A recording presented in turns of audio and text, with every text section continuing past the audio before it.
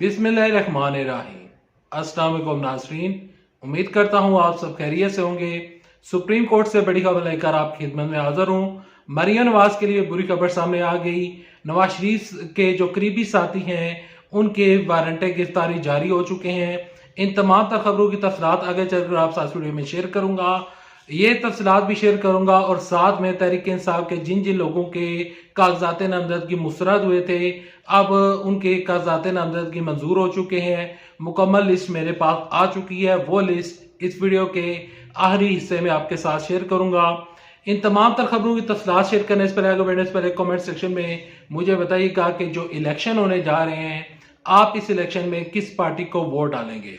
सबसे पहले आपके साथ सेनेट से एक खबर सामने निकल कर आई है और सेनेट में आज एक करारदाद मंजूर की गई है और वो करारदाद मंजूर हुई है। यहाँ पर ये जो इंतखाबात होने जा रहे हैं इन इंतखाबात को मुलतवी करवाने के लिए एक दरख्वास्त एक करारदाद मंजूर की गई है सेनेट में और सेनेट में इत्तेफाक राय से और मेजॉरिटी ने इस करारदाद के हक में वोट दिया है और इलेक्शन मुलतवी कराने का मुतालबा किया है क्योंकि फरवरी में जो यहाँ पर पाकिस्तान के शमाली इलाका जाता है तो वहाँ पर सर्दी काफ़ी ज़्यादा बढ़ जाती है तो लिहाजा करारदाद पेश की गई है कि इलेक्शन मुलतवी करवाए जाएं। लेकिन चीफ जस्टिस काजी फायद साहब ने और इलेक्शन कमीशन ऑफ पाकिस्तान ने और सदर आरफ अलवी की एक मुतफिका राय से जो इंतखाबात की डेट आई थी वो थी 8 फरवरी को और चीफ जस्टिस काजी फायद साहब ने कहा था कि इंतखाबात हर सूरत में होंगे, ये इलेक्शन मुलतवी नहीं होंगे। अब करारदाद मंजूर हो गई है लेकिन सेनेट की करारदाद को सुप्रीम कोर्ट उड़ा सकती है। तहरीक इंसाफ का ये मुतालबा है कि इलेक्शन हर सूरत में होने चाहिए और हम इलेक्शन चाहते हैं। अब ये जो करारदाद जिन लोगों ने मंजूर करवाई है इनमें तहरीक इंसाफ के लोग शामिल नहीं है। यहाँ पर मुस्लिम लीग नून के जो सेनेटर हैं अफनान उल्लाह साहब उन्होंने इस करारदाद की मुखालफत की है। अब ये करारदाद मंजूर हो चुकी है लेकिन ये करारदाद सुप्रीम कोर्ट से उठ सकती है क्योंकि चीफ जस्टिस काजी फायद साहब ने कहा था कि ये बात तय है, पत्थर के ऊपर ये बात बिल्कुल पत्थर की लकीर की तरह मैं इस चीज के ऊपर कायम हूं और मैं इस इलेक्शन की डेट से आगे पीछे नहीं होऊंगा। हर सूरत में 8 फरवरी को इंतखाबात होंगे। साथ ही सुप्रीम कोर्ट में एक केस चल रहा था लाइफ टाइम डिस्क्वालिफिकेशन का केस आर्टिकल 62(1)(f) के तहत जिन लोगों की सजाएं हुई थी, जो लोग तायात नाअहल हुए थे, जिसमें नवाज शरीफ साहब, जिसमें जहांगीर तरीन, ये जो लोग हैं ये जो नाअहली चल रही थी तो इस केस की समाअत चल रही थी सुप्रीम कोर्ट में। 2 दिन तक इस केस की समाअत होती रही, काफी लंबी चौड़ी समाअत हुई।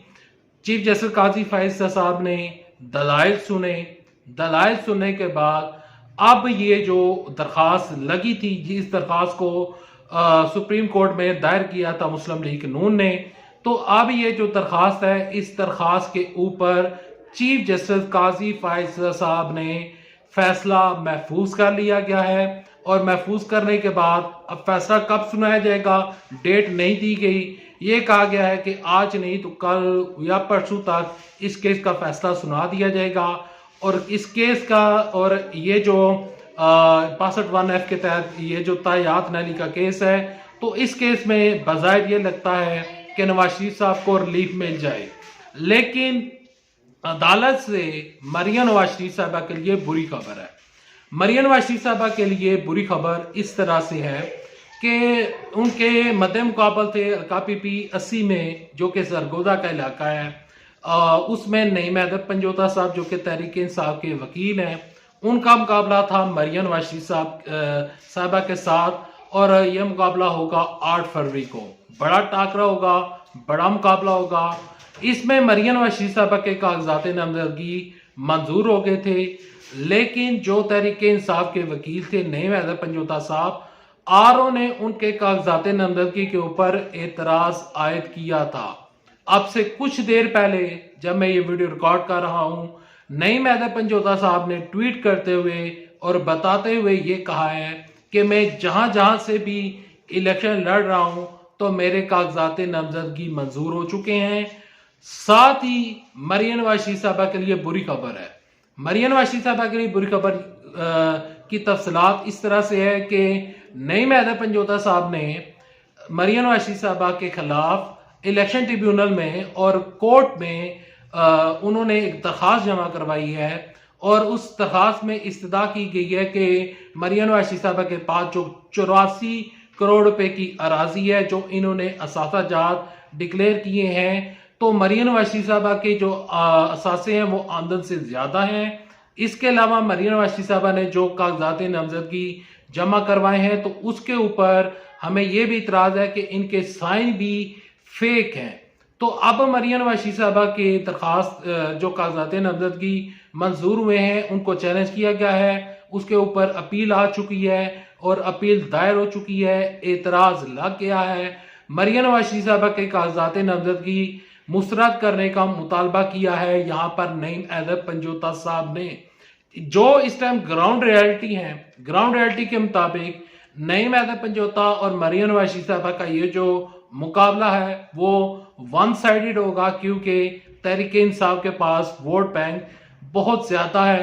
मरियम नवाज शरीफ साहबा इस दफा जो इलेक्शन लड़ रही हैं तो मरियम नवाज शरीफ साहबा के जब जलसे में लोग नहीं आते तो लोग मरियम नवाज शरीफ साहबा को वोट डालने के लिए किस तरह जाएंगे। और मरियम नवाज शरीफ साहबा ने जो हलका चूज किया है PPSC सरगोदा, वहां से मरियम नवाज शरीफ साहबा का इलेक्शन जीतना मुश्किल ही नहीं नामुमकिन नजर आ रहा है।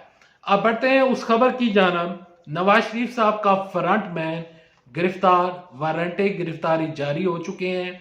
इस खबर की तफसीलात कुछ यूं है कि फैसलाबाद में मुस्लिम लीग नून के सबसे करीबी मियां मोहम्मद नवाज शरीफ साहब के सबसे करीबी साथी आबद शेर अली साहब के वारंट गिरफ्तारी जारी हुए हैं। उनके जो अराजी थी तो वो आमदन से ज्यादा उनकी अराजी थी, उनके पास जो उनके ऊपर अराजी का केस चल रहा था तो उस जो उनके पास जितने भी उनके पास जायदाद थी तो अदालत ने उनसे कहा था कि आप अदालत में आकर जवाब जमा करवाएं, लेकिन आबद शेर अली साहब वहां पर पेश नहीं हुए।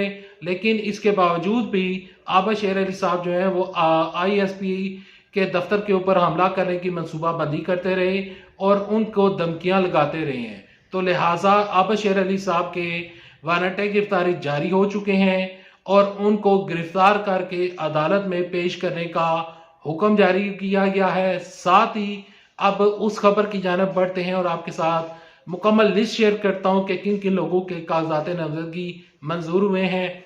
आप ये लिस्ट देखें और मुझे दें इजाजत। अल्लाह हाफिज। पाकिस्तान जिंदाबाद, अफवाज पाकिस्तान जिंदाबाद। जिन लोगों के कागजात नामजदगी मंजूर हुए उनकी तफसीलात कुछ यूं हैं।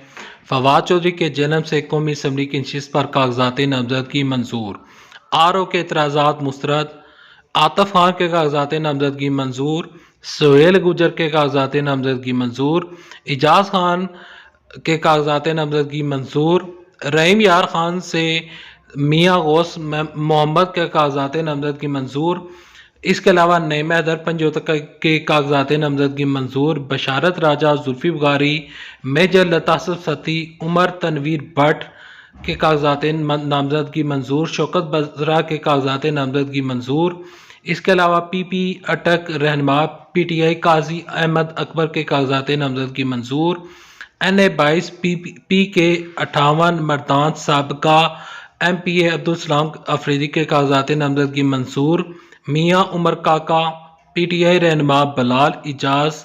इसके अलावा PTI रहनमा और वाइस चेयरमैन शाह महमूद कुरैशी, जैन कुरैशी को भी इलेक्शन लड़ने की इजाज़त। मुजाहिद अली खान, अदनान खान, अमीर फरजंद खान, शफीउल्लाह जान और इसके अलावा सरगोदा से उसामा मेला के तीनों हल्कों से कागजात नामजदगी मंजूर। PP 73 सरगोदा अंसर इकबाल के कागजात नामजदगी मंजूर।